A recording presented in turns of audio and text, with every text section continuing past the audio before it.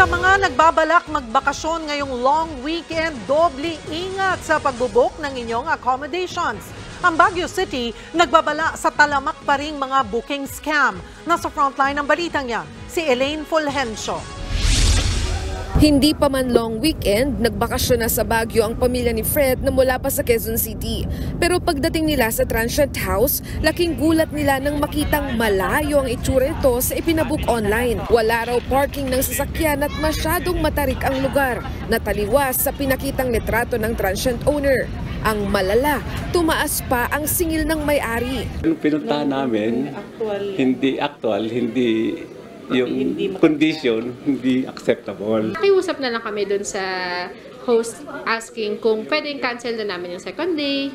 Pero hindi lang customer ang nabibiktima. Si Angelica na transient owner, tinakbuhan at hindi raw binayaran ng mga nagpabook sa unit niya. Couple sila, motorista naman. Sabi nila, so late kasi ang check-in niya. Tapos sabi nila mag-extend sila ng 2 nights.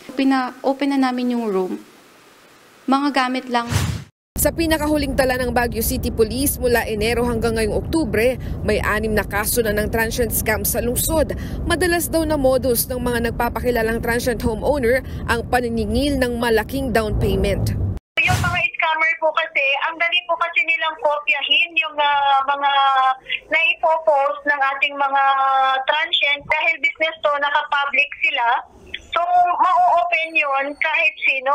Para sa mga magbabakasyon sa Baguio, maaaring bisitahin ng Baguio Visita website kung saan makikita ang kompletong directory ng mga lehitimong transient house sa lungsod. Tiniyak naman ng City Tourism Office at ng Hotel and Restaurant Association ng Baguio na inaaksyonan nila ang dumaraming booking scam.